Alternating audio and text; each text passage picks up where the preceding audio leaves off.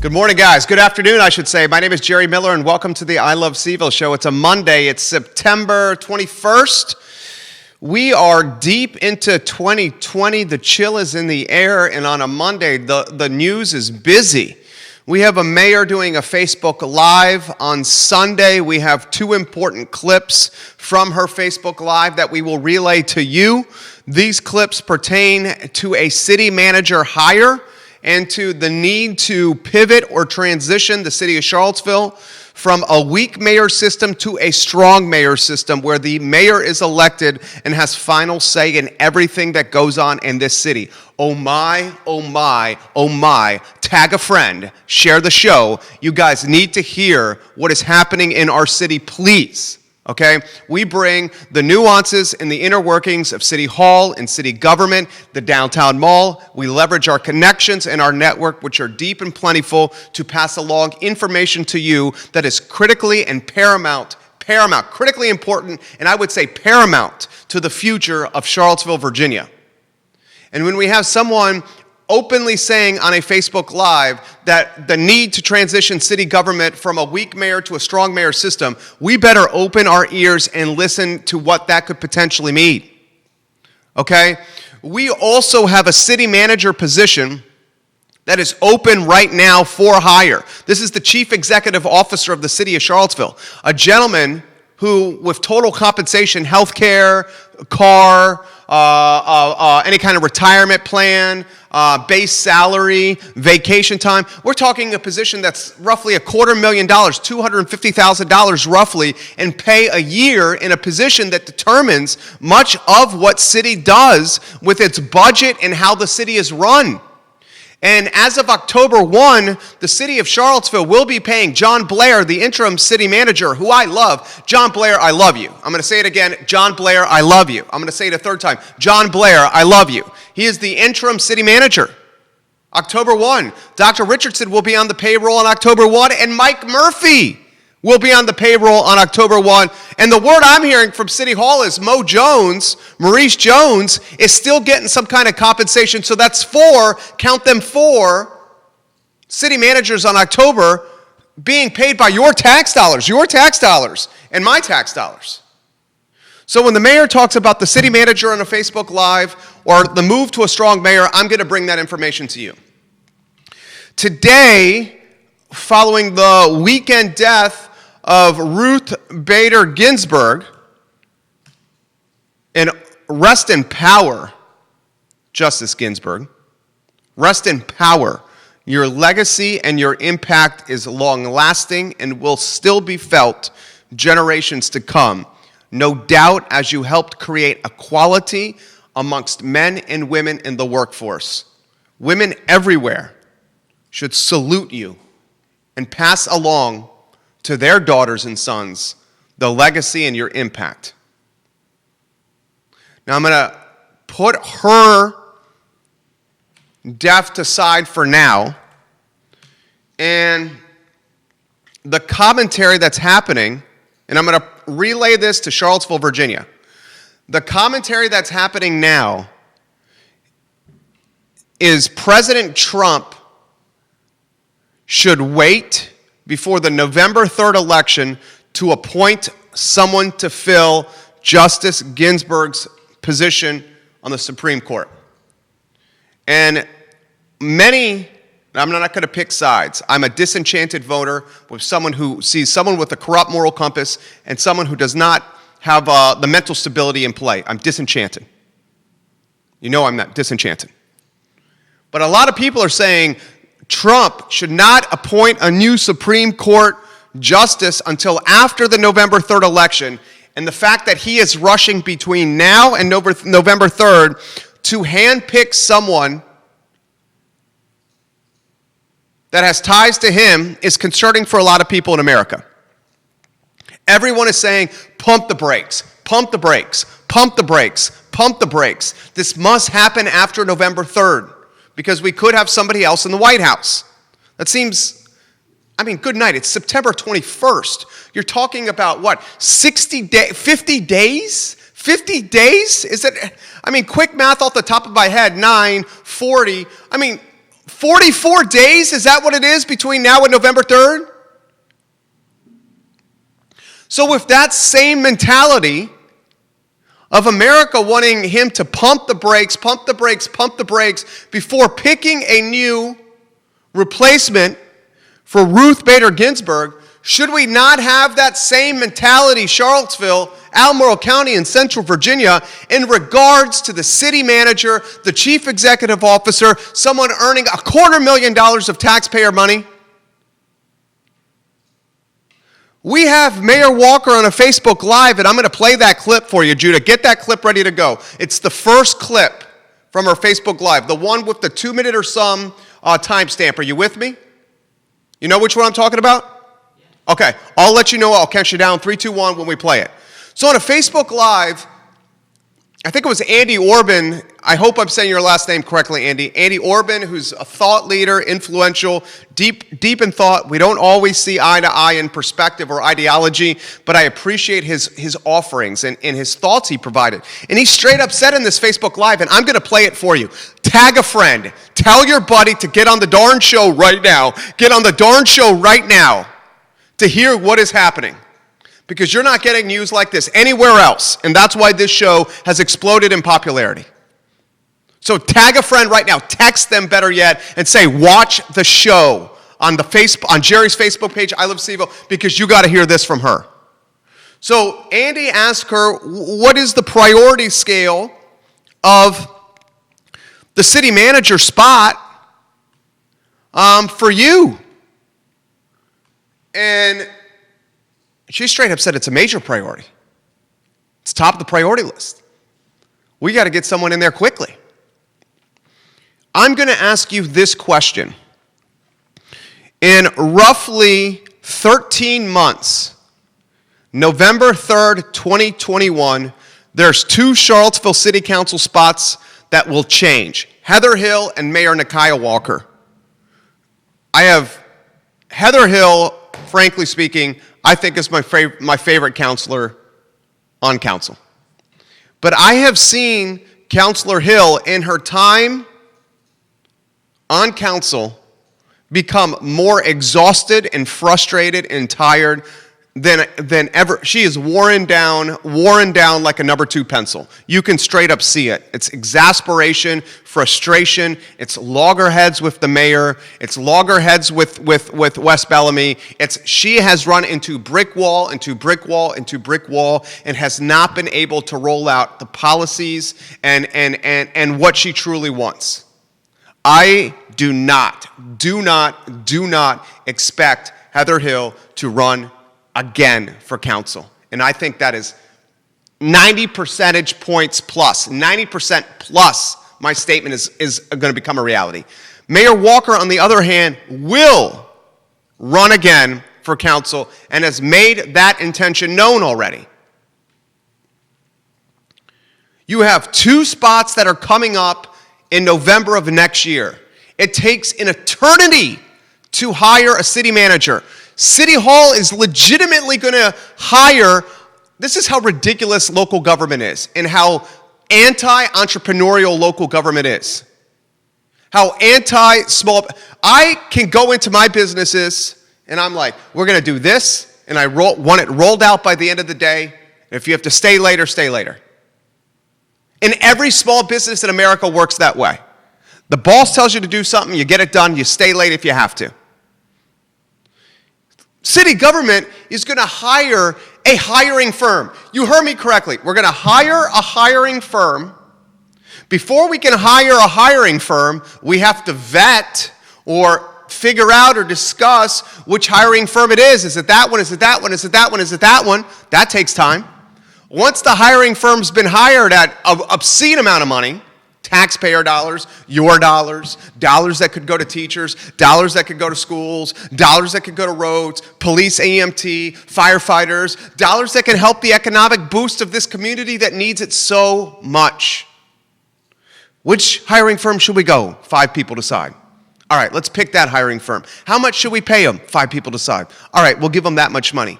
When should they start? Let's tell the hiring firm. How many applicants should they give us, hiring firm? Okay, 3 to 4, 5, like last time. Fine. Then those 3 to 4 to 5, we have to vet them. We have to talk to them. We have to check their background. We have to see what they're about. Do they pass the sniff test? Do they pass the background check? Will they be a good fit in Charlottesville, Virginia?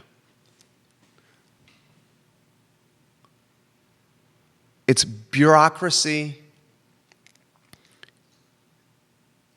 at the speed of a rusted Model T. So I truly believe the city manager position will not be filled until deep into 2021. So we legitimately will hire the CEO of a city less than 6 months before 2 of 5 council spots turn. In my book, that is called Lame Duck City Manager. And when you combine a lame duck city manager when 2 of the 5 spots, legitimately, 2 of the 5 spots will turn 6 months after the new guy is hired, and you combine that with the history of city managers in this city and the lack of their ability to get along with council, Mo Jones, Mike Murphy, Dr. Richardson, and just hard evidence to back these statements up. I'm speaking fact. When you combine all that with this history, what kind of candidates are you going to get? Who would take this job? Are you going to get the C-level guys, the D-level guys? Very much like the restaurant industry in the city of Charlottesville when Wegmans opened. Wegmans took many of the A and B-level players away from restaurants and gave them bennies and better pay at Wegmans, and then the restaurants were left with C and D-level players. So tag your friend, I'm about to play it.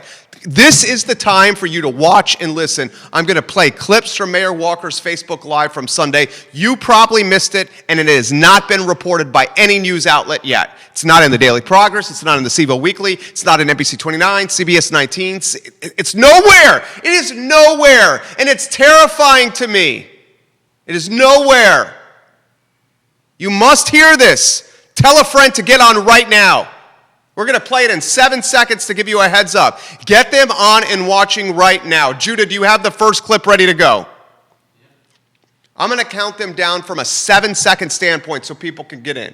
7, 6, 5, 4, 3, 2, 1. I'm going on downtown. We had last week before last, end of the week before last, Dr. Richardson announced that he would be leaving the city. And so we will do what is now our second search, Heather and I, since we've been on council. And searching for a leader, while it's an interesting process, it's a very time-consuming process.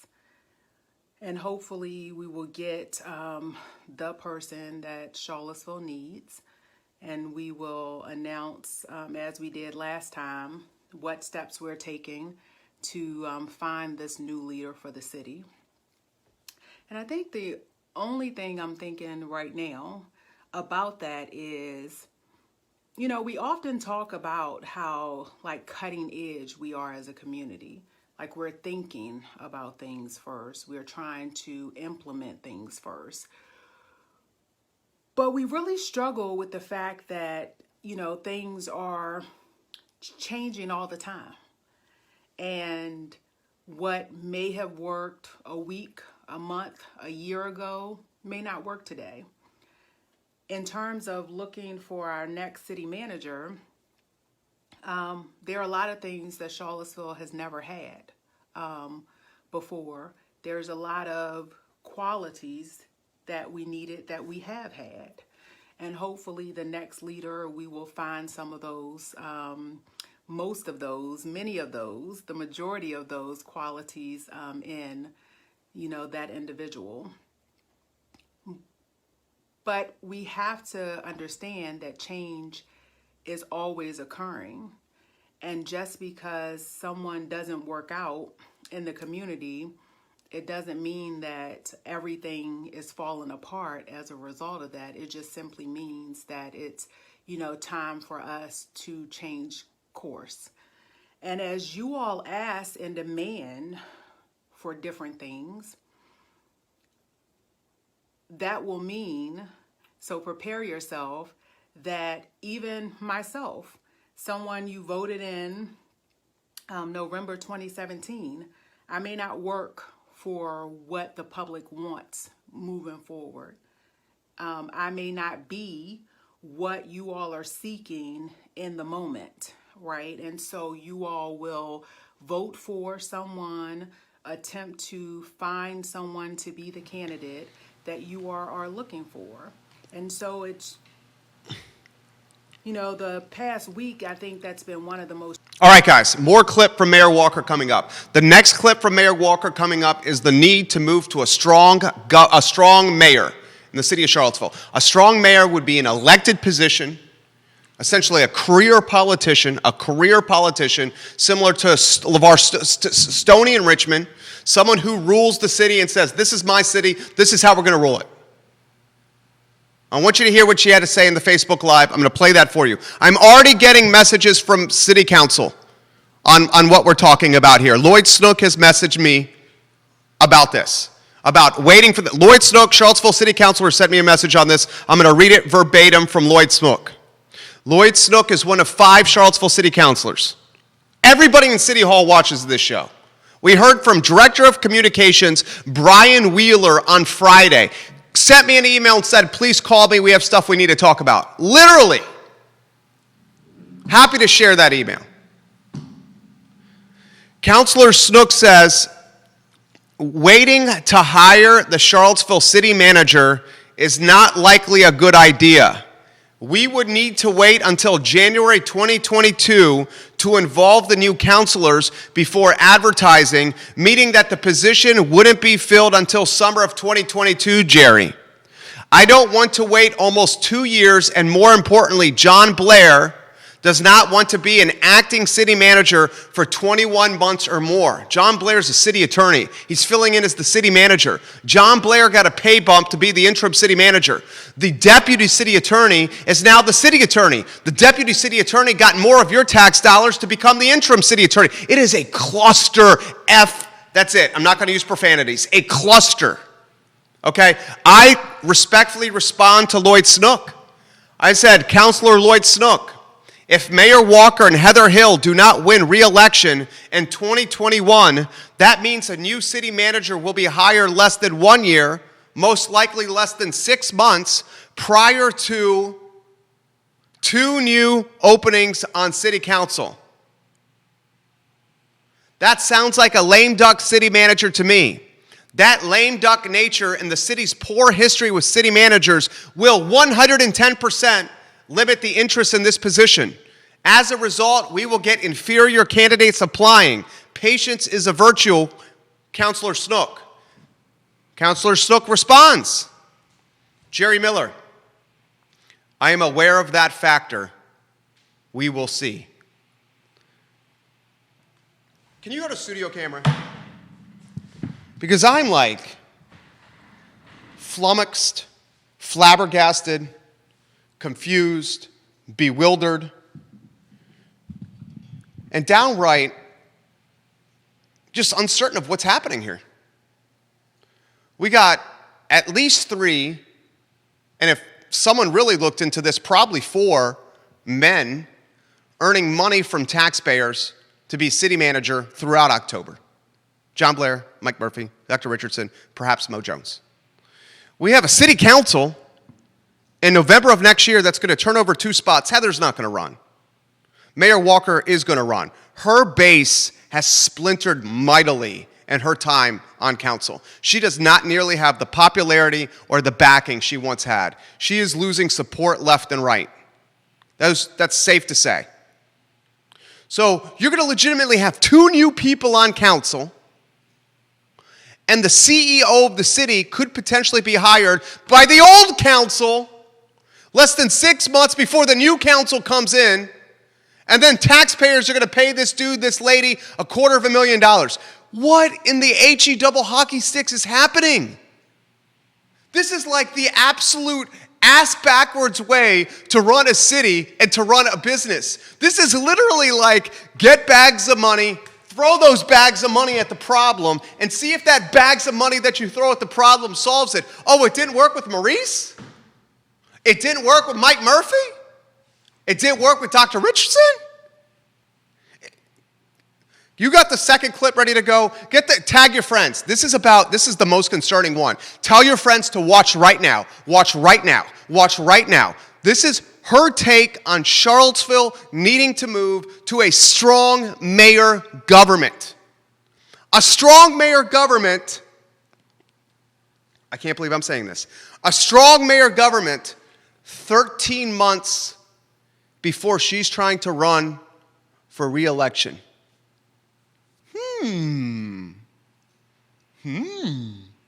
Well, that's a hell of a coincidence. 13 months before I want to run for re-election and build the city as I see fit, I want the autonomy and the power to run the city of Charlottesville iron-fisted as a strong mayor, as opposed to essentially a councilor that has a BS title of mayor that has no real influence or power than the other four. What? Listen for yourself. Judah, do you have it? Tell your friends to watch right now. Tell your friends to watch right now. We're going to count it down from 7 seconds. You have to watch this. Judah, 7, 6, 5, 4, 3, 2, 1. Is the CM search the top priority? The city manager search is a top priority. You know, I was speaking earlier this morning with Heather, and I talked to her about the fact that I really think that we need a, which I hadn't planned on saying, but it's here, that we actually probably need the strong mayor form of government. I think any person who is in that city manager position should be elected. And the same thing I said to her, I'm saying now is that, and I'm saying that knowing who typically votes in the city and what that voter base would probably look like, you know, moving forward. And so it probably won't be someone I would be thrilled about, you know, necessarily being voted in. But at least I think the accountability piece that we are all seeking will come, you know, to play. I was talking to Wes a couple weeks ago, and he said, yeah, when I was saying that, you wasn't taking me seriously. And I said, because people saw me in the position, and that's what I wasn't taking seriously, because it's a lot, you know, to kind of absorb. Not that I could not do it, but it's not something that I have wrapped my head around that I would necessarily want to do.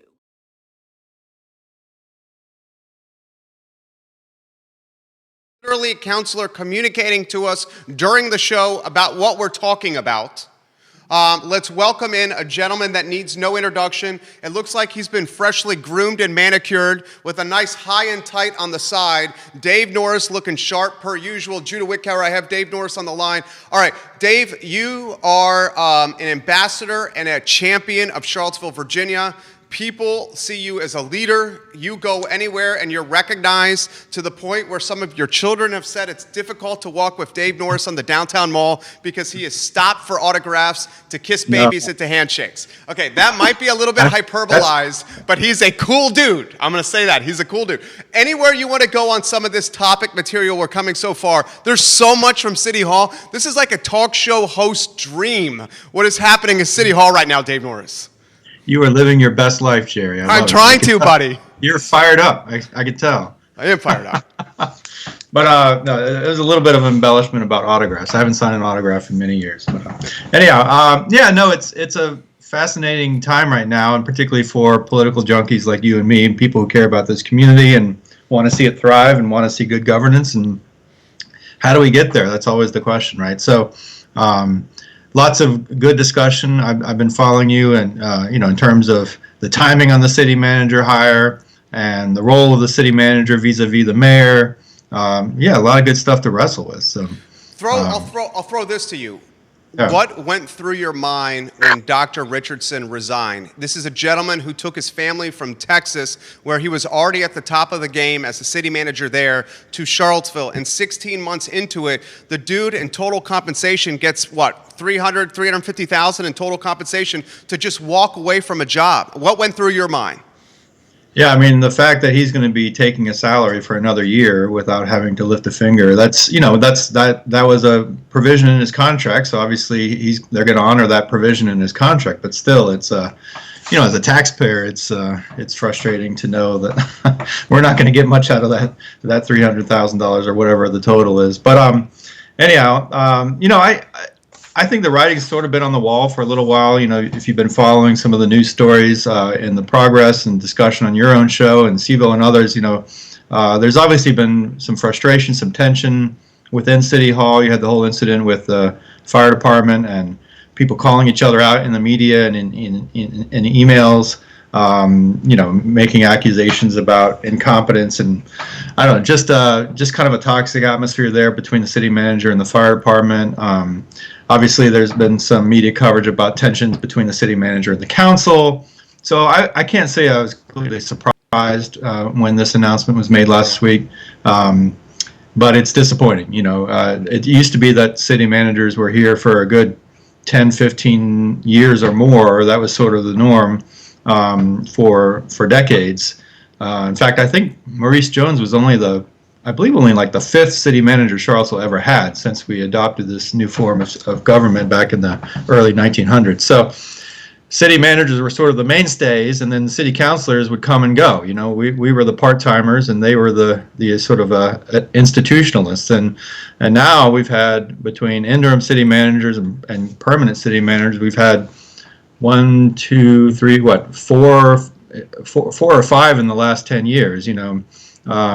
So it's that's disappointing, and I hope with the new hire they can find a candidate who will stick around for a while and will get to know this community and provide the leadership this community needs. And I think this discussion about what the nature of the role should be and whether we should explore a strong mayor, I think that's a great conversation to have. I came out of my term as mayor thinking we really should think about having a strong mayor form of government in Charlottesville because of that accountability piece that Mayor Walker talked about. The city manager is not directly accountable to the people of Charlottesville, and that's a problem. Dave Norris, you drop knowledge bombs on this show. I want to try to unpack what you just said here, and you had a lot to unpack here. First, the turnover and the churn for city manager. I mean, this is a world-class city. You have the mountains, you have sports, we have restaurants. I mean, it is a bona fide place to live. The city manager makes $200,000 plus dollars. If an individual is making $200,000 plus and living in the city of Charlottesville, this individual and this individual's family can do whatever they want, basically, in this town. That is probably safe to say. Doing pretty well, yeah. They're doing pretty well, right.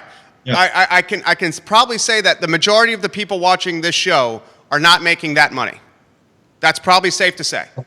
Probably safe to say. So we have massive turnover at a position that's the number one position in the city from a government standpoint that is paying ridiculous bank, and yet we cannot maintain consistency in the leadership of this position. I'm trying to help me understand what you think is happening. Well, I think a lot of it has to do with the turmoil that we've had in our community in the last several years, and that sort of infects all aspects of the community, including governmental operations. And so the city hall has been under a microscope the last several years. The police department's been under a microscope. Other aspects, city council, the mayor, they've all been under a microscope. We've been in the national spotlight as a result of August 2017.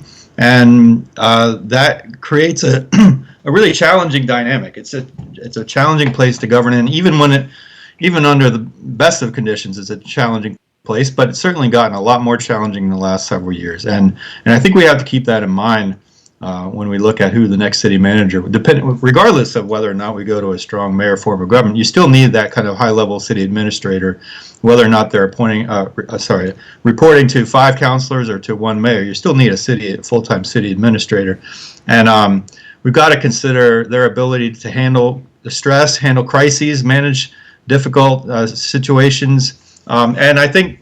One of the, so that if, I'm not often asked to give advice to city council, probably rightly so, but if I were to give advice to city council, I would say don't stay in the box in terms of the type of person, the type of skill set, the type of professional experience that we're looking for a city manager. There are some dynamic leaders in the nonprofit world, in the business world, other aspects of society. The last time we did a city manager search, they basically limited it to people who had local government experience. And there are, that is certainly obviously a applicable skill set. But let's not limit it to that. Let's think outside the box. Let's look for some creative, dynamic, visionary leaders in other realms and see if any of them might be able to step up to this pretty monumental task of governing, or running the government of Charlottesville, Virginia.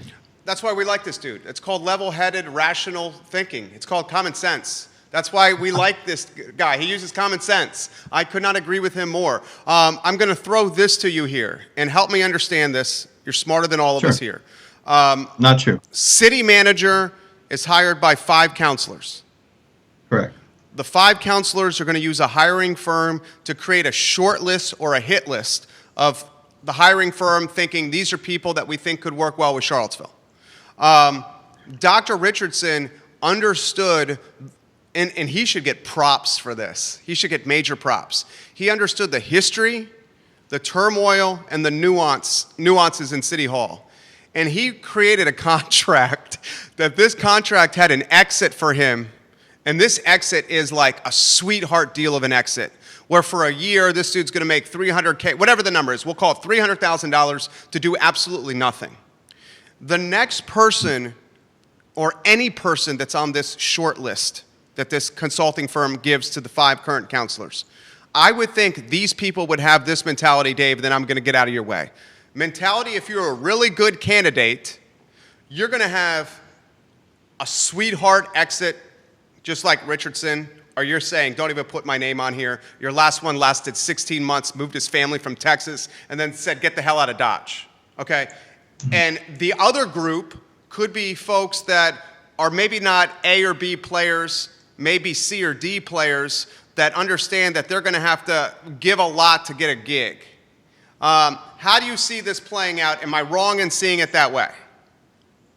No, I think you're right, and I think that's going to be part of the negotiation. Is like, are you more focused on bringing good ideas and some creative strategies for improving life in Charlottesville, Virginia, or are you more focused on feathering your own nest? And obviously, any candidate coming in for a very high profile, very high demanding position is going to have to think about sort of the worst case scenarios and as they're discussing their contract, but. If that's their primary focus in the course of contract negotiations, that's a huge red flag for me. Like, I want to see somebody come in who's completely devoted to bringing this community together, coming up with creative solutions to our problems, providing the kind of dynamic, accountable governance that we need in a top-level city position. And if that's the kind of attitude they bring in, then yeah, we're going to make sure they're protected. But if they come in saying, I'm going to take care of me first, that's a problem. This question's coming in. Please ask Dave about your take on waiting to hire the city manager. And they took it a step further, and this is something I should have thought of. Should they wait and hire a new fire chief after hiring a city manager? Our fire chief is an interim right now. Mm-hmm. So we have an Dave, we have an interim city manager. We have an interim fire chief. We have an interim city attorney. And that's just off the top of my head without even thinking about this right now.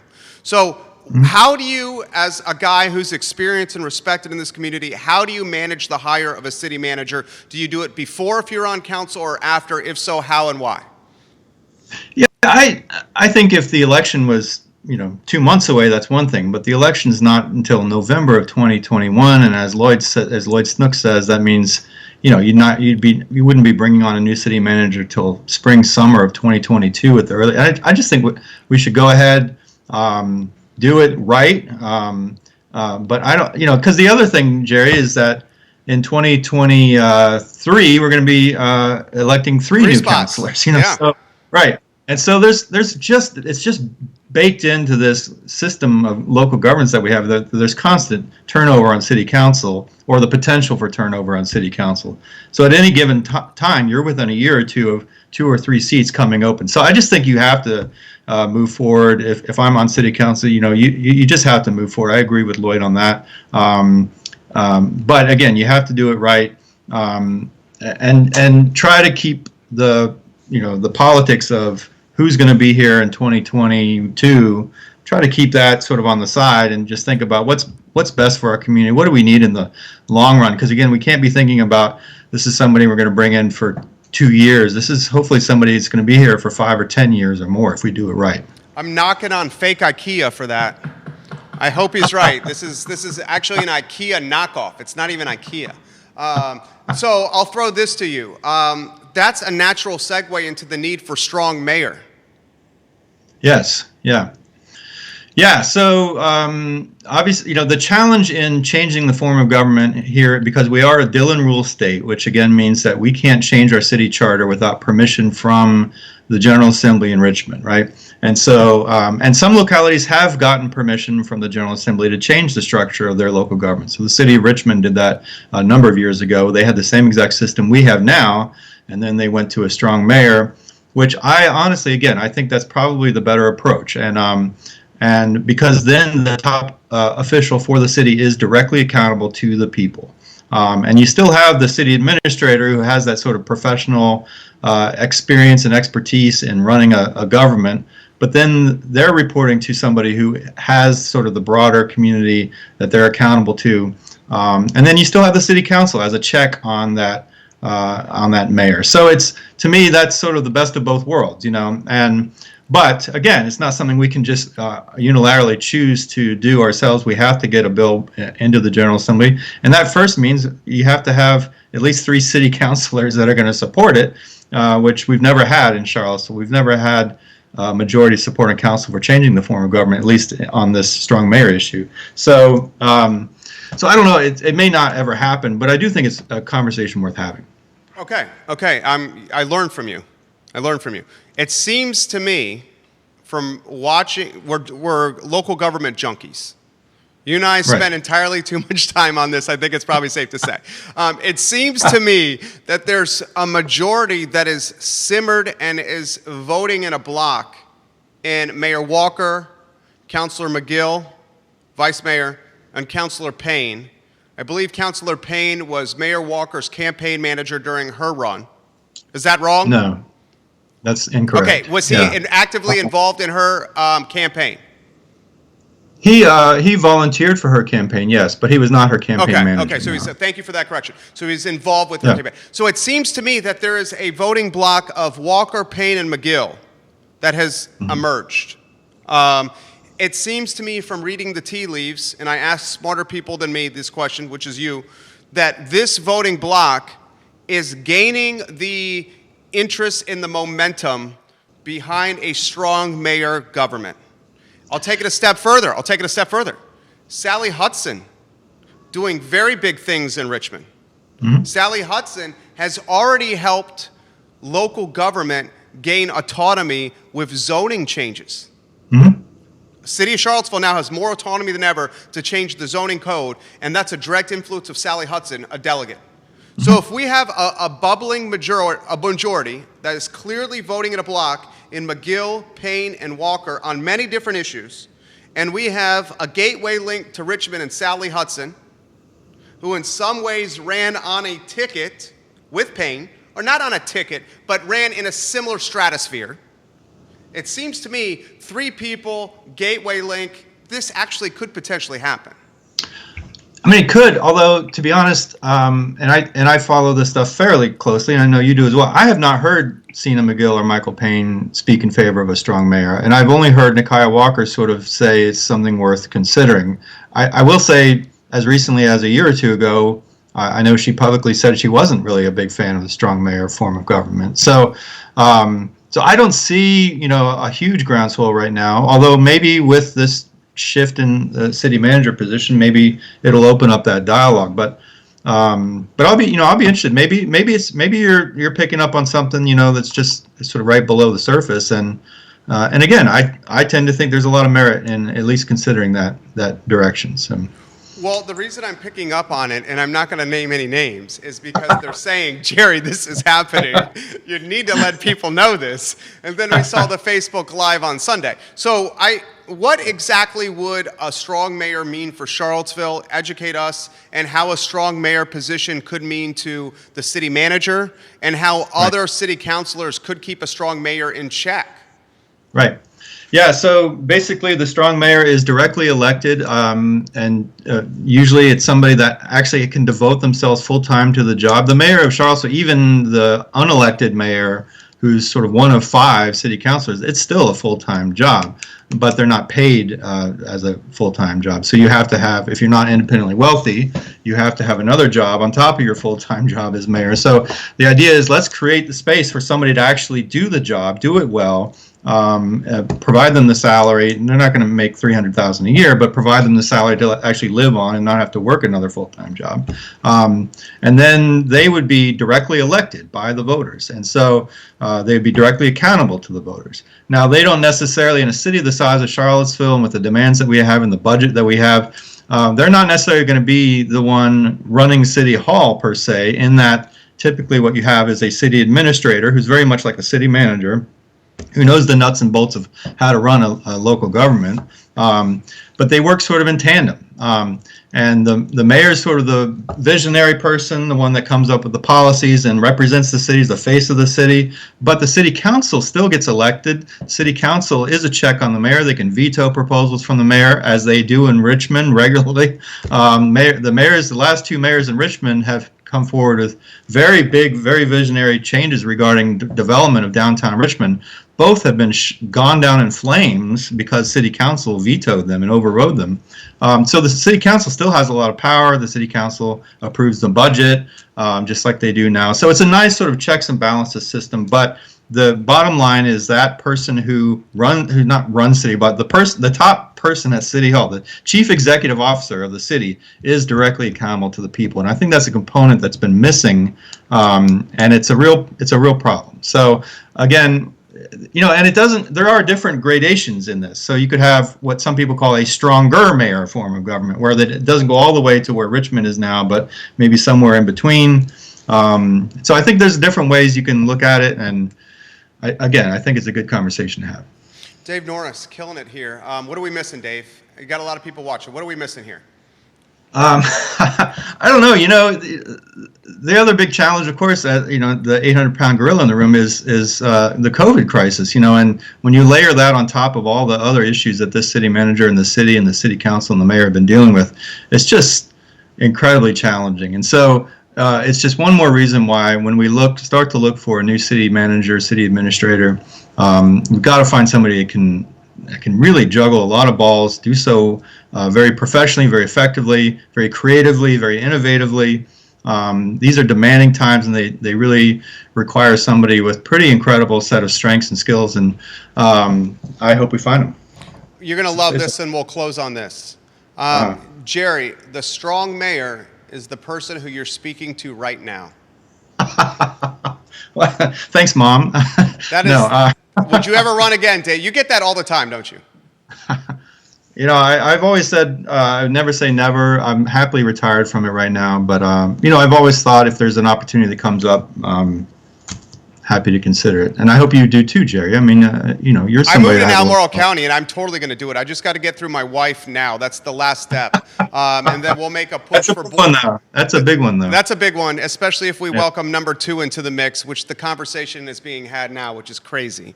Awesome. I'm going to go and say this, and I truly, truly mean this. You would make a phenomenal city manager.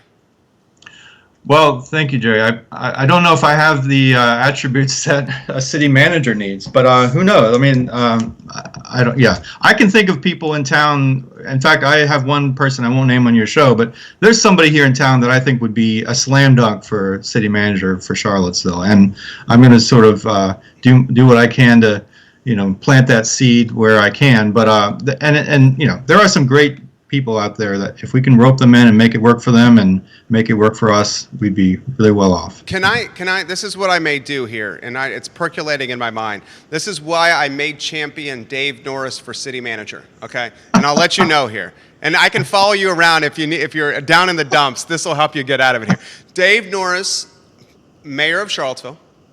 Dave Norris, city councilor.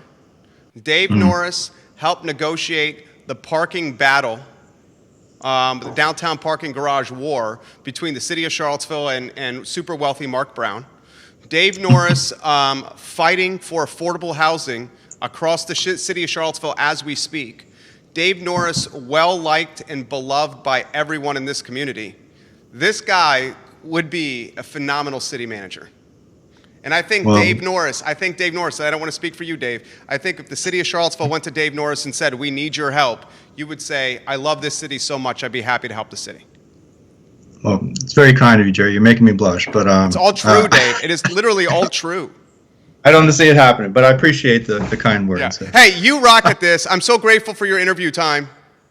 All right, Jerry. Always a pleasure. We'll see you again soon. All right. Have a great week. All right, Dave Norris, boys and girls. Dude, he would kill it as city manager. He would kill it as city manager. Okay? Now, explain to me how Charlottesville City Council is going to get a qualified candidate for this job. If you're interested in this position, you have 3 that are currently on payroll on October 1. You have well-documented beef between Dr. Richardson and City Council. Dr. Richardson legitimately said before the last Black Lives Matter protest on Market Street, Dr. Richardson said city government will not be supporting, will not be allowing protest in this COVID-19 landscape that are organized, that feature people of groups of 50 people or more. Literally, he said that. In fact, he even said anybody who is organizing protest in this COVID-19 landscape will be fined $500 if you organize a protest and you do it on city property. He clearly said that. And the last Black Lives Matter protest on Market Street that originated on City Hall went down all the way down Market Street and finished at Councilor Park. I was watching it. You had the roads closed by the Charlottesville police. So let me understand something. The city manager, the city executive says the city will not support, will not condone, will not welcome any more protests in this COVID-19 world we're living in. In fact, I'm going to fine you. And then the police department goes behind its back and closes the roads down during the protest. That is emasculating. That is basically belittling and marginalizing the power of the chief executive officer of the town. Let's get Keith Smith in the mix. Keith Smith, I'm reaching out to you. The headlines I didn't get to, I'm going to do after the interview with Keith Smith. For those that are just asking and wanting me to play the 2 clips from Mayor Walker again, and we will do that again on the show. We have a hot show with a lot of people watching right now. Keith Smith, you are live for quite a few people. Keith Smith, what is on the brain with a lot of topic material that's been covered in roughly 54 minutes? I love it. Show is yours. Talk to me. I've been taking notes. Well, first of all, we're going to have a conversation offline. Get me to come on first because you keep on bringing me after these awesome people, and I'm trying to follow up. And the second thing is I'm pretty sure Dave is the Marine, not me. That's a straight up jarhead Marine Corps haircut he had on.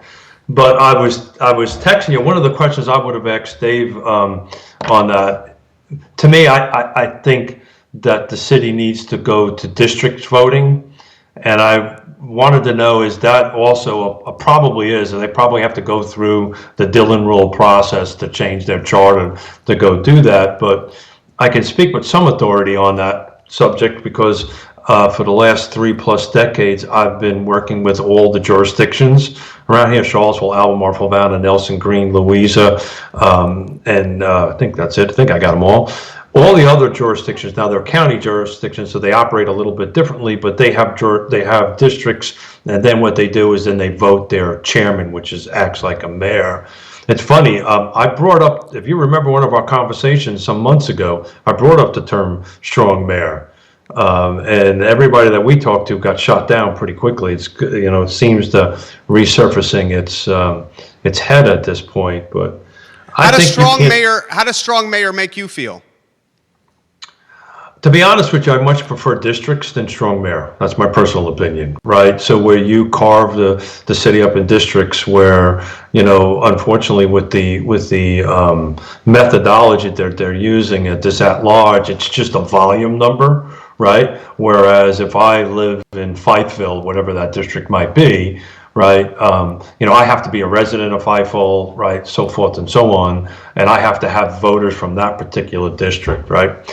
So, all the other counties do that. So I'm in Fulvana County, so I'm in a particular district. So I have a representative that represents my needs from my district. So if I have any concerns for Fulvana County, I speak to him and then he works his way up there. So I personally would rather see a districts there and get a better swath of the city, of representation of the city.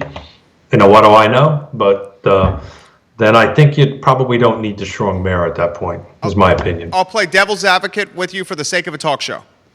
Sure. And I love that take that you made. Districts or wards within the city where one person represents a neighborhood or a corridor of Charlottesville City. Charlottesville City is 10.2 square miles. Maybe you break it up into 5 sections or 5 wards or 5 districts that are 2.2 square miles each. And then that'll But we already have, to interrupt you, we already have sections of the city, right? There's already set up. It's the FIFO. There's communities already set up. It shouldn't be that difficult, frankly. So here's the devil's advocate question I have for you. The city of Charlottesville, in particular the city of Charlottesville, 10.2 square miles, has become more expensive to live in than it's ever been in the history of the city of Charlottesville. Extremely expensive to live in the city of Charlottesville. If we do break it up into a district or ward mindset or approach, do we then not fear the ubiquitous wealth that is manifesting itself in Charlottesville, and that voters are going to essentially be rich people voting for other rich people? I'll take it a step further. It's not necessarily the city, it's this region. Most people may not know this, but we're the second highest cost of living in the state of Virginia, next to Northern Virginia. Now, Northern Virginia is much higher than us, and I can't quote the exact numbers on it, but this is why we struggle with affordable housing, which, as you know, we're pretty passionate about on this stuff. So is Dave, which he's just an absolute champion to that. He's just a hero in that subject. But yeah, it will. But to go back to the district thing, if I live in Belmont, maybe my needs are different than if I live in Fifeville, and that's just two things that come to mind. Whereas if it's just a count, right? You just got to get the first 5 people or whoever's running, 1, 2, 3. Then, a fellow Marine Bellamy got bumped out. Whereas if he's living in the Fifeville district, he has a better chance of getting a seat to represent his folks' needs in that district in the city. Anyway, I've always been in favor of it.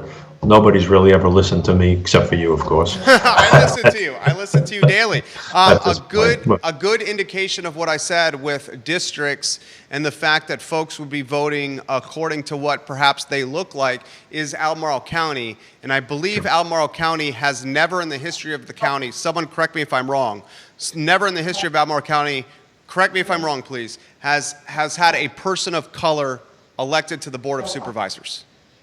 And if I'm wrong on that, please let me know. I'm pretty certain I'm right on that, but please let me know if I'm wrong. Keith Smith. But I'll give a shout out to my county, Fulvana County, and many people don't know this. Not only have we had a person of color, we had the first African-American female chairman in the region ever. So Moselle Booker, and I think the world of her love her to death. But she was a chairperson.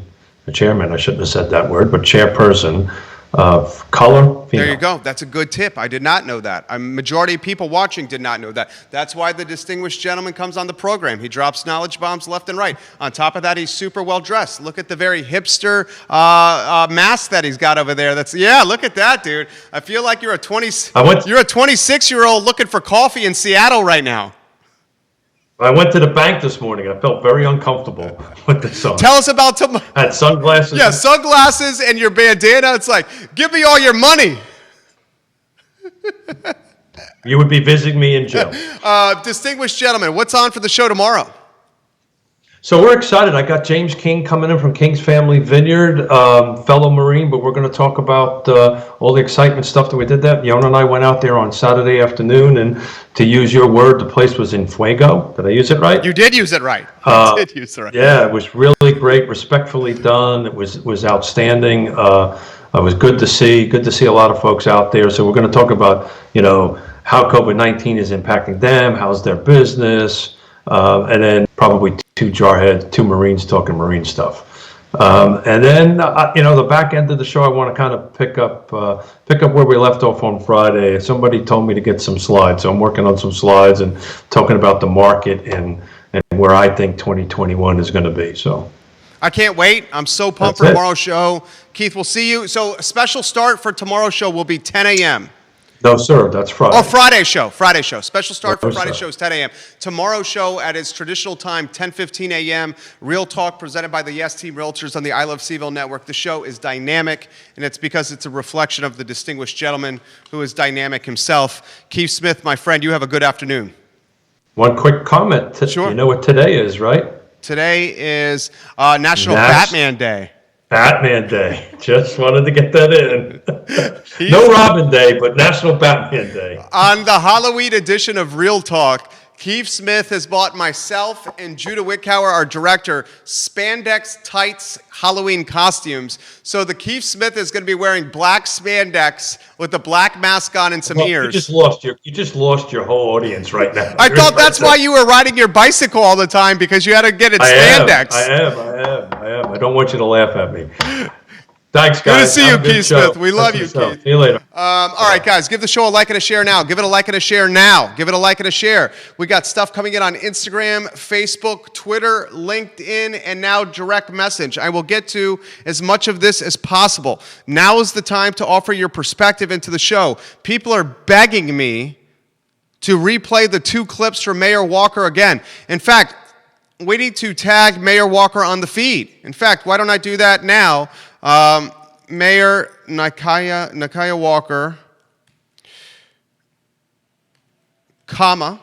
we are discussing your Facebook Live on the show right now. Period. Hold on. Enter. Okay. It's now been posted. I'll play the clips again for everybody that's asking for me to play the clips again. We have news we need to get to on today's show. If you're tuning into this program and you love the show, we've introduced a new popular segment called the I Love CVille Daily Digest, Judah, presented by Ting Fiber Internet. Save $288 on Ting Fiber Internet. It is the best internet possible. It runs this show. Fiber, baby, fiber, baby, fiber, baby. $288 less only through this link, ilovecville.ting.com, and you get the best internet in the business. All right, get your comments in. Before we get your comments, we're going to play some news here. Get to some news. Let's get to the first headline from Nolan Stout, who does a good job in the Daily Progress. The headline about council and staff beefing and not seeing eye to eye. Nolan Stout is doing the, what are those things called? The FOIA requests? The Freedom of Information Act requests? And the Freedom of Information Act request straight up shows emails back and forth between councilors, McGill, Payne, Walker, Hill, bickering and folks not getting along with city management, okay? We'll include the link to all this news on ilovecville.com where we'll package all the stories. I have a message for all those that are watching, that are on council, and it looks like we have 2 counselors now watching the show. Welcome to the broadcast, and thank you kindly for your service. Do not email each other bickering messages you do not want Nolan Stout of the Daily Progress to see. He has proven that he does his job very, very well as a reporter who covers Charlottesville City Hall. In fact, I would say, as someone who's been in the media or news business since 2000 in the city of Charlottesville, and first started dabbling in news as an intern in high school in Williamsburg, Virginia, I would say Nolan covers city government as good as any reporters I've seen. And if you put commentary in emails from city-issued email accounts, he will get them. This is called Optics 101. Please, learn from me. Learn from this message. Okay, the next headline I want to get to, and we'll include the links to everything on ilovecville.com where we archive everything. This show is archived on YouTube, on Spotify, on Apple Podcasts, on iTunes, on LinkedIn, on Twitter, on Facebook, on Snapchat, on TikTok. It's included in an email that goes out every day to over 135,000 inboxes. And of course, on our flagship website, ilovecville.com, there's only one brand and network in our community that is synergizing every social media platform possible to give approachable news to you, and that's us. That's fact. That is fact. That's why the show is popular. In-person school could start in Charlottesville as early as October 13th. Put that on screen. In-person school could start in Charlottesville as early as October 13th. That is before the end of the first quarter. This has many parents, many teachers very, very much concerned. Okay? Now, this is not a fact that's going to happen. It still has to go to a school board vote, but division officials, city school officials have stressed that this is a preliminary plan and it's a starting point for discussion. Changes will be expected to be made before the committee makes a recommendation to the school board on October 1.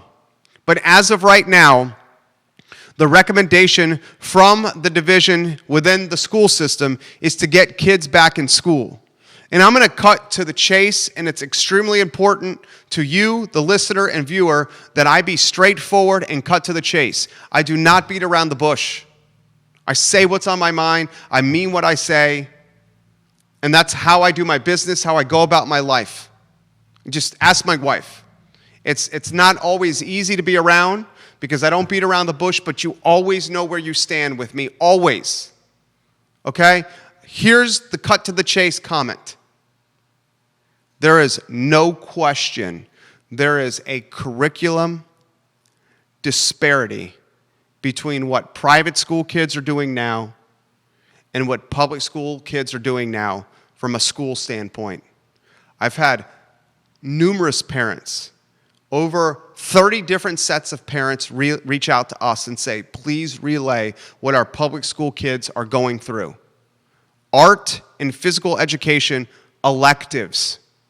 When physical education is done via Zoom, your kid is being told, go get a ball that is red, sit in front of the computer, and throw the ball back and forth to you from one hand to another.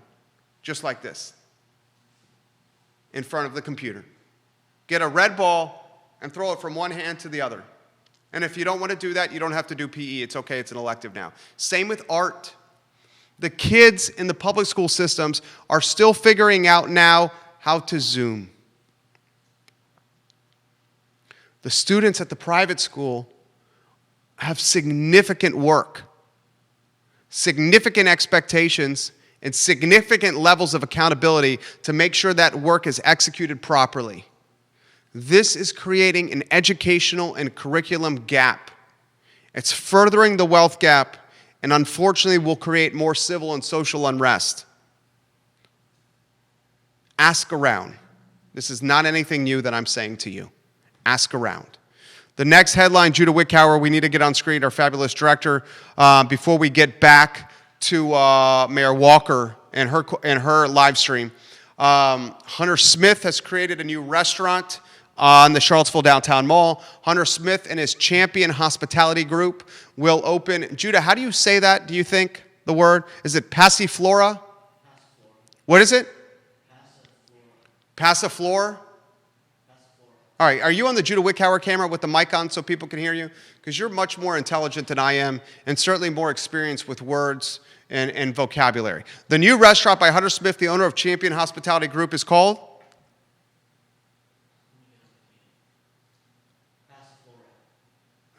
Okay. I want to give him props and salute him. Of the restaurant owners in Charlottesville and Central Virginia, there is only one who is expanding his empire during the COVID-19 landscape, and that's Hunter Smith. He's doing a joint venture partnership with Craig Hartman called the Ice House in Gordonsville. He did the Champion Grill right before COVID hit at the end of last year. He's taking over Commonwealth Skybar. He took over the unit right next to Brasier Saison, and he turned it into a to-go spot for sandwiches. So he's opening new businesses in a COVID-19 landscape. I champion and salute someone that's driving local GDP and boosting the economy when, frankly, everybody else in the category or niche is struggling to find cash to maintain a burn rate so they could stay in business. So Hunter, job well done of expanding your empire. There's a new grocery store coming to Albemarle Square, the second German grocery store to come to Route 29. This one is going to be, is it Aldi? Is it Aldi? Am I saying that right? Aldi? What happened to the days and times of Food Lion? Food Mart. Aldi now coming to Albemarle Square, potentially, in the old Fresh Market place. Another German grocery store, was it Lidl? Lidl? How do you say that? Is it Lidl? Another one opening over there in the Steinmart location. So you can legitimately go from Barracks Road Shopping Center at the Harris Teeter to Forest Lakes at Hollymead and probably hit 15 to 20 grocery stores in a 6-mile, 7-mile run. We got Harris Teeters. We got Food Lions. We got Kroger's. We got Costco's. We got Walmart's. We got Sam's Clubs. We got Aldi's. We got Lidl's. We got more grocery stores than I can imagine. So we have 3 very saturated categories that I can see. We have Fried Chicken Alley, where you're going to have a Chick-fil-A in Barracks Road. You got a Popeyes. You got a Raising Cane's. You got a Kentucky Fried Chicken. You got a Bojangles. You got fried chickens everywhere at Fried Chicken Alley. Okay? On West Main Street, with Guajiros coming to the old Parallel 38 spot, and El Jarapiro are already there. And what is the name of the other Mexican restaurants there? And in a 2-block spot on West Main, you got 4 or 5 Latin restaurants. The most saturated and competitive categories in this community, restaurants, we're going to add grocery stores. Why we have this many, God only knows. And I would even throw real estate agents in there being fairly saturated. So we'll follow that very closely. A couple other things before we get to those clips. Wintergreen Resort has released their COVID-19 plans. J-Dubs, if you can get the Wintergreen Resort COVID-19 plans on screen, please. They're going to limit who can come to the ski mountain, who can ride the ski lifts, and who can be anywhere there. You're going to have a mask when you're skiing. That's no problem because it's cold anyway. The season's going to begin tentatively on December 11, and they're going to prioritize pass holders and people staying at the resort. Those days of just saying, hey, we got a good snowfall. Let's get the kids and the Explorer. Let's get the skis from 3 years ago. Let's put them on the roof rack, and let's go drive over to Wintergreen and have some fun for 5 or 6 hours on the slopes. Those days are numbered at Wintergreen in COVID-19. If you're not a season pass holder or staying at the resort, your odds are slim and far between that you're going to get on that mountain during ski season. Barstool Sports, Judah, let's get this on screen. On this very network, I am not an investor. I am not licensed by any means from a stock standpoint. I'm just a guy, and I have to preface that evidently now. I am just telling you what I am doing. My lawyer said, I watch your show, Jerry, all the time. You talk about stocks and equities and the money that you're doing with stocks and equities.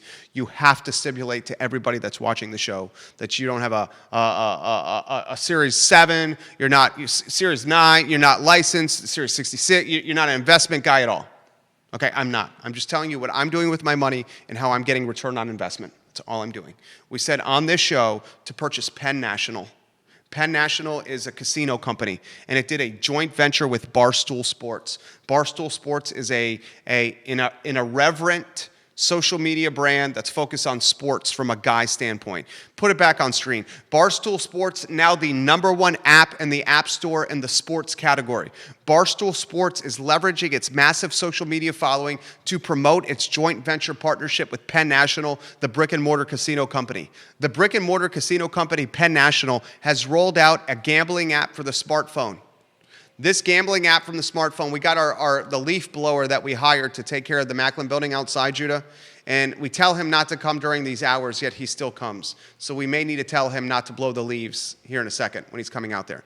The gambling app that Penn National is rolling out is being promoted by Barstool Sports. As a result, Penn National stock is popping. I'm making some money. The only reason I'm telling that to you is maybe you can make some money as well. We have sports back. We have cabin fever. We have a major social media brand that's pumping a company in Penn National, and we have downloads coming left and right. It's no coincidence the stock is popping. I am not a licensed professional. That's just what I'm doing with our money. UNC is unable to secure an opponent for this football weekend. If you can put that on screen, UNC struggling mightily to keep opponents due to COVID-19.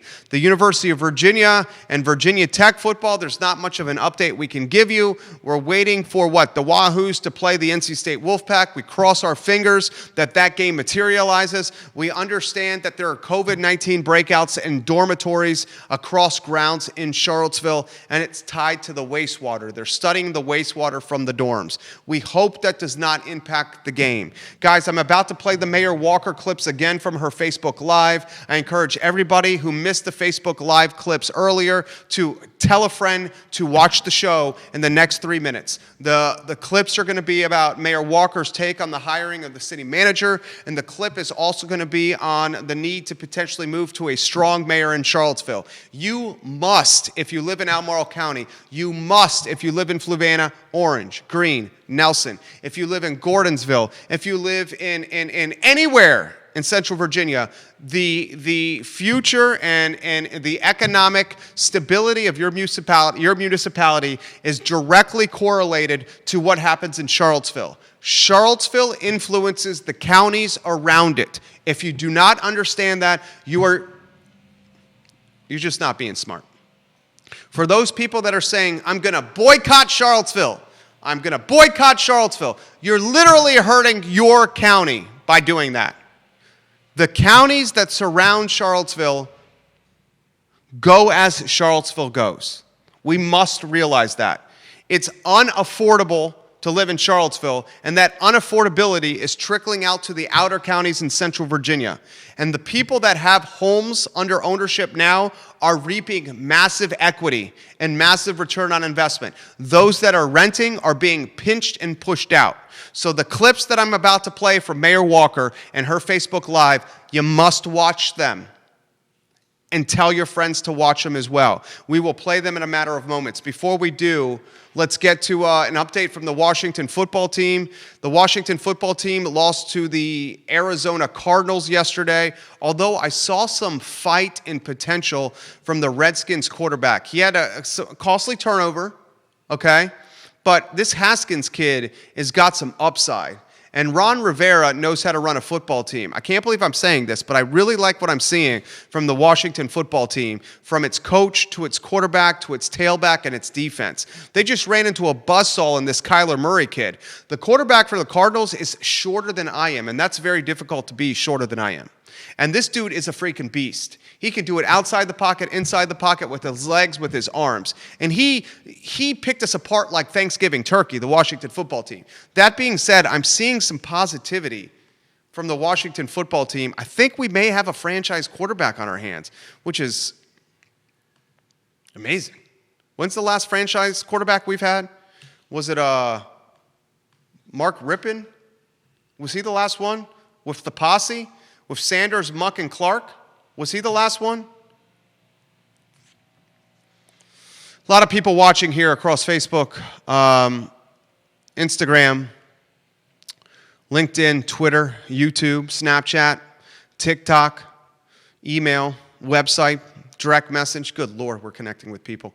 Comments, put them in now. We're going to play Mayor Walker's comments. I need a haircut. I don't like how the quaff is getting a little too high. I'm going to get a haircut today, Mrs. Miller. All right.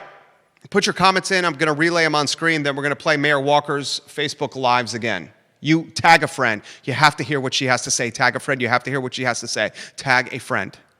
Ray Cadell, Jerry, I played our first real music gig this weekend since March 6th. We had 118 guests indoors, 3 masks on guests. Good God, Ray, I'm sorry to hear that. Ray Cadell, Big Ray and the Cool Cats, a man who, without question, gets invigoration and a zest for life while playing music in front of people, especially on weekends. 118 guests, all those guests inside. Of those 118, 3 of them had masks on. Thank you, Ray Cadell, for sharing that.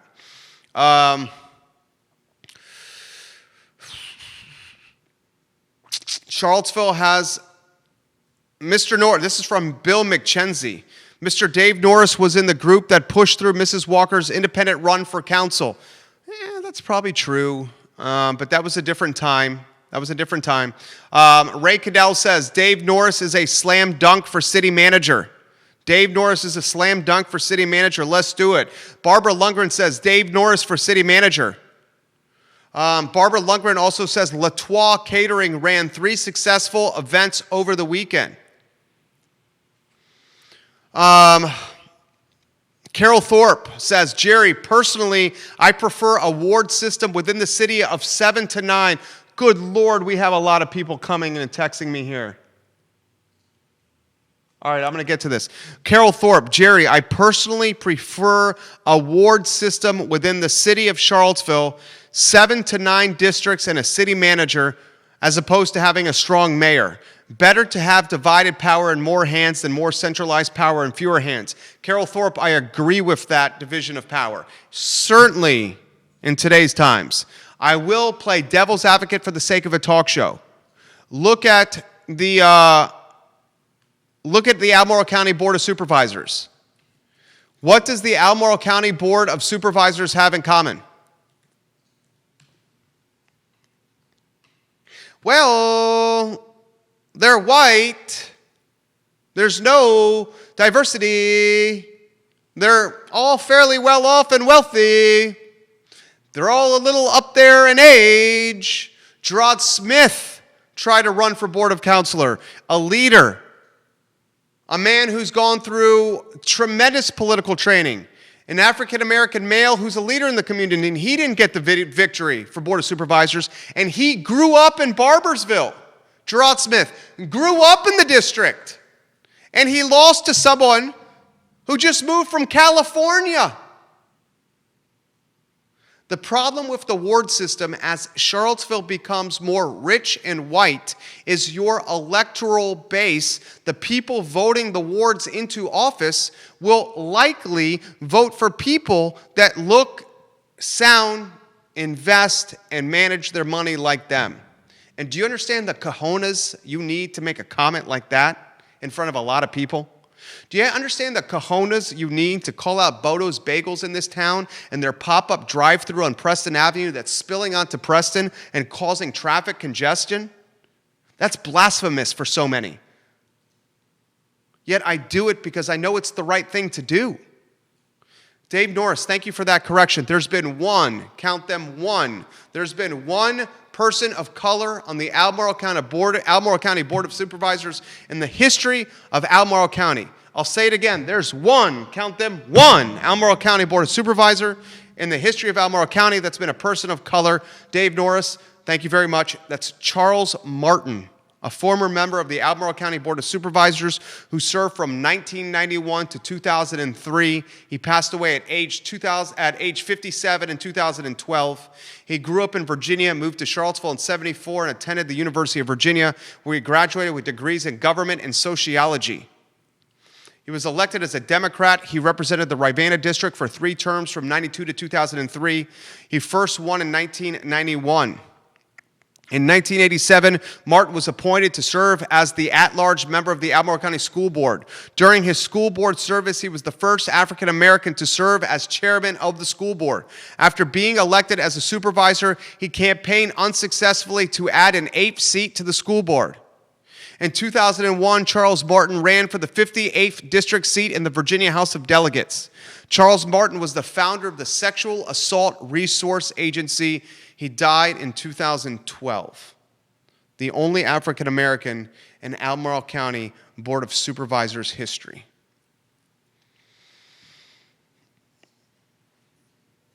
Carol Thorpe, very good point. She said, add to your warning that if Nolan Stout doesn't get those emails, Rob Schilling will. City Council, stop communicating via email. You just don't understand optics, and it's making you and the city look bad because it paints you guys out to be bickering as opposed to unified. Understand? Jamie Schwartz, co-star, Women Changing Our World. Art is lacking in virtual schools. It's bad for mental health and for the long term.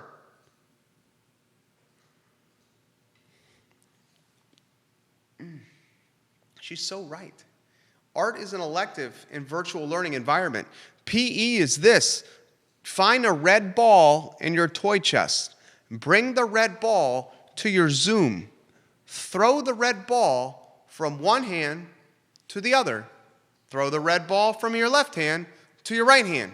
Look at the red ball. Realize it is a ball. Take that ball and grip the ball with your fingers. Take the ball and throw it from your right hand and catch it with your left hand. Play catch with yourself with the red ball. This is a ball. It is red. Really? Thank you, Scott Aaronworth. He says there's only one Jerry Miller. You're a good man, Scott. The Esquire who's watching from Virginia Beach. Patty Zeller. The Seattle Seahawks were looking awesome. They were. Russell Wilson was nasty per usual. Very impressed. We now have a comment from Councilor Cedar McGill in regards to us waiting on the city manager hire. I will relay that comment as I believe a third city councilor is now watching the I Love CVille show as we speak. Yes, we do have a comment. How about that? This comment. It says, please tag Cena for CVille, not Cena Floyd. Okay, thank you for that comment. We appreciate that. This was the comment from Lloyd Snook. It's this waiting to hire the city manager is not a good idea. It's not likely. He uses the word likely. Judah, get the clip ready to go from Mayor Walker on the city manager, the first clip. Tell your friends to get ready to listen. Now is the time to listen. Okay, we're going to play the clip. Councilor Lloyd Snook, Jerry, not likely a good idea to wait to hire the city manager. We would need to wait until January 2022 to involve the new councilors before advertising, meaning that the position wouldn't be filled until summer of 2022. I don't want to wait almost 2 years, and more importantly, John Blair does not want to be acting city manager for 21 months or more.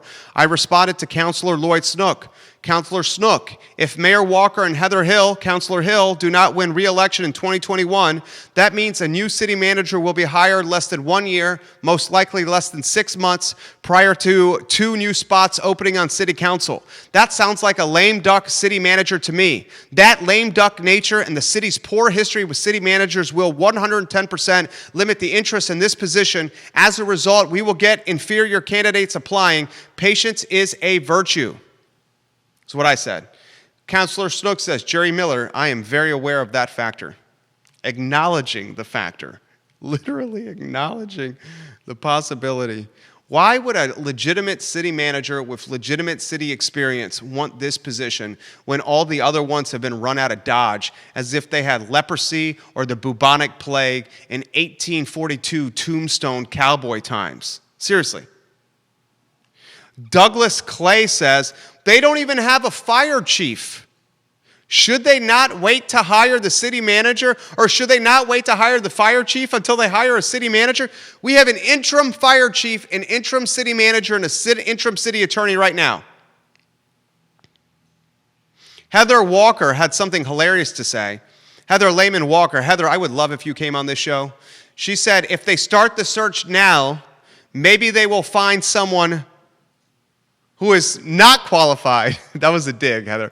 Maybe they will find someone who is not qualified by 2022. Basically meaning bureaucracy moves so slow. Keith Smith is in favor of districts and wards. Vanessa Parkhill says, I love the district idea, Keith Smith.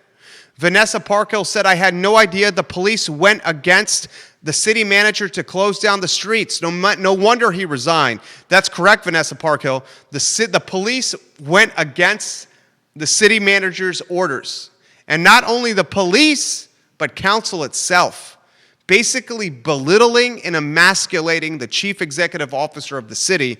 Now he resigns. He does not have to work for a year and is sitting on like Scrooge McDuck, who goes from the top and dives into the pile of gold coins, spits the gold coins out of his mouth, DuckTales, woohoo, sitting on a pile of money. Vanessa Parkhill says, Lidl was my son's go-to grocery store when in college. Great prices. Students and consumers looking for the staples at good price will love Aldi and Lidl. Trader Joe's, Lidl, Kroger, Harris Teeter, Food Lion, Costco, Walmart, Sam's Club. That's just on Route 29. I'm going to go through it again. Barracks Road, Harris Teeter, Kroger, right? You got Lidl. Is it Lidl? Is it Lidl? Whatever. You got Aldi. Is it Aldi? Aldi. You got Sam's Club. You got Walmart. You got Costco. Food Line. I mean, Trader Joe's. Who needs that many grocery stores in less than 8 miles on Route 29 from Barracks Road to Hollymead? Is it 8 miles? Is it 10? That's called over-groceryed. That is over-groceryed. We need to start running bets, as my friend James Watson said, of who's the first to close. And frankly speaking, you know who I think is going to be the first to close? I think it's going to be Trader Joe's. You know why I think Trader Joe's is going to be the first to close? Because their rent is obscene in Stonefield. Now, I know the rent is obscene in Barracks Road with Harris Teeter and Kroger, but Harris Teeter and Kroger have more established brands than Trader Joe's. Furthermore, if you look at Trader Joe's from a national standpoint, Trader Joe's are struggling a little bit in a COVID-19 landscape. And the reason they're struggling in a COVID-19 landscape is because their grocery store footprint is small in nature. And when you have a small grocery store, you're limiting how many people can go in and out for fear of spread of COVID. So Trader Joe's is very small, much smaller than Teeter, much smaller than Wegmans, Kroger, Sam's Club, Costco, Walmart. So because it's smaller, less people can go in and out. On top of that, Trader Joe's doesn't have all the staples. Like, can't you not find tin foil at Trader Joe's? Isn't that fact? I don't do much of the grocery shopping for my family. I believe you cannot find tin foil at Trader Joe's. They just have stuff that you can't find. So now in this COVID-19 landscape, where we don't want to be crowded by people and we want to limit our trips, especially in public places, we're targeting areas that have everything we can get. I bet you Trader Joe's is the first to crumble. Put your comments in the comment section, and we'll get, man, the show is freaking blowing up today, dudes. It is blowing up. All right, play the first Walker clip. Tell your friends to watch right now. Tell your friends to watch right now. Tell your friends to watch right now, seriously. This is the mayor of Charlottesville on the city manager from a Facebook Live yesterday. This is not in any news outlet, TV, print, or radio. It's only on the I Love CVille show. Judah, let's play a 7-1 countdown. 7, 6, 5, 4, 3, 2, 1. I'm going on downtown. We had last week before last, end of the week before last, Dr. Richardson announced that he would be leaving the city. And so we will do what is now our second search, Heather and I, since we've been on council. And searching for a leader, while it's an interesting process, it's a very time-consuming process. And hopefully we will get the person that Charlottesville needs. and we will announce, as we did last time, what steps we're taking to find this new leader for the city. And I think the only thing I'm thinking right now about that is, you know, we often talk about how like cutting edge we are as a community. Like we're thinking about things first. We're trying to implement things first. But we really struggle with the fact that, you know, things are changing all the time. And what may have worked a week, a month, a year ago may not work today. In terms of looking for our next city manager, there are a lot of things that Charlottesville has never had before. There's a lot of qualities that we needed that we have had. And hopefully the next leader, we will find some of those, most of those, many of those, the majority of those qualities in, you know, that individual. But we have to understand that change is always occurring. And just because someone doesn't work out in the community, it doesn't mean that everything is falling apart as a result of that. It just simply means that it's, you know, time for us to change course. And as you all ask and demand for different things, that will mean, so prepare yourself, that even myself, someone you voted in November 2017, I may not work for what the public wants moving forward. I may not be what you all are seeking in the moment, right? And so you all will vote for someone, attempt to find someone to be the candidate that you are looking for. And so it's, you know, the past week, I think that's been one of... All right, so that's Walker, Mayor Walker on the city manager. Now we're going to play Walker on strong mayor. Walker on strong mayor. Basically similar to Richmond where the mayor has the power. Okay, I'm going to play that clip from you from her Facebook Live that she did yesterday. Barbara Lundgren says, isn't our Trader Joe's smaller than most? I do not know that answer. I do not do much of the grocery shopping for our family. Is our Trader Joe's smaller than most Trader Joe's? That Trader Joe's feels particularly small to me. And Trader Joe's is limiting who can go in and out of its grocery store now. On top of that, you cannot find all items at that Trader Joe's. As a result, if I was a betting man and I see a category that is oversaturated, and I am a gambling man, you know I'm a gambling man.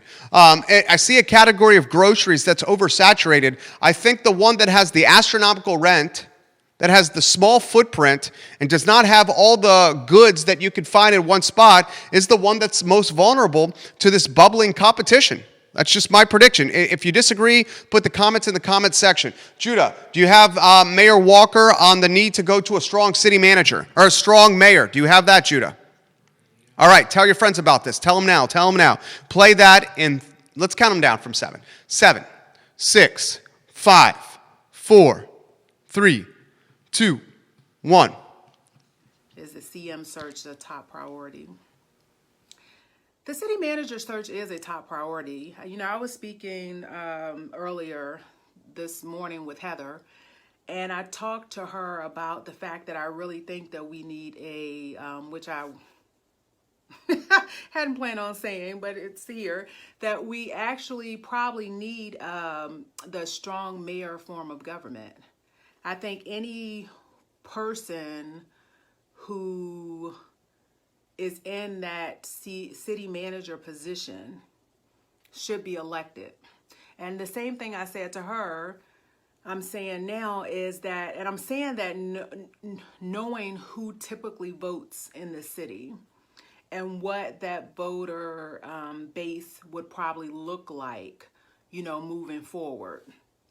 And so it probably won't be someone I would be thrilled about, you know, necessarily being voted in. But at least I think the accountability piece that we are all seeking will come to play.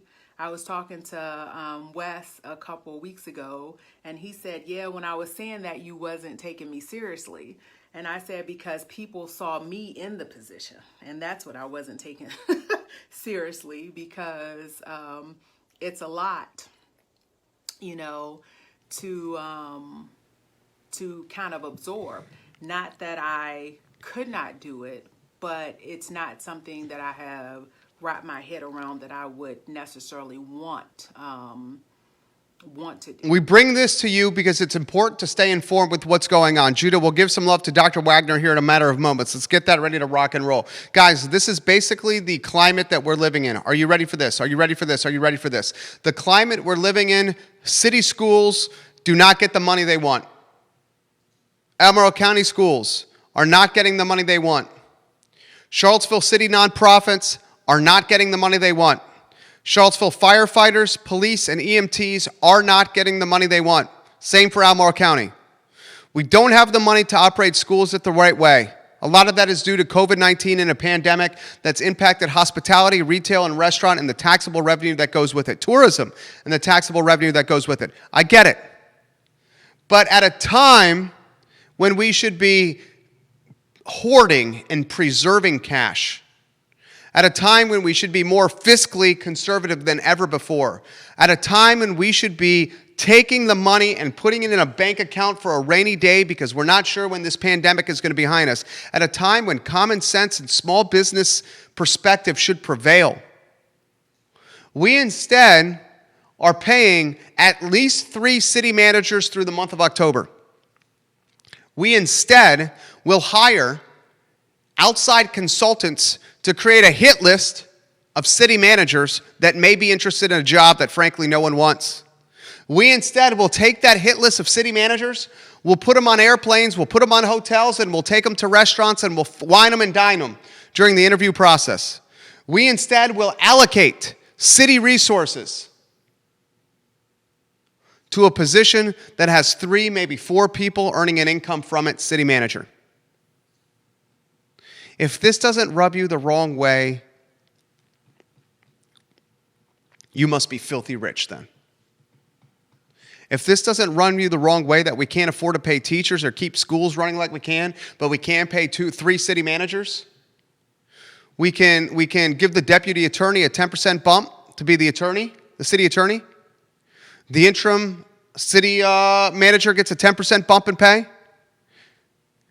If this doesn't rub you the wrong way, I don't know what does. All right, a couple things. Tomorrow, we are taking off from the I Love CVille show.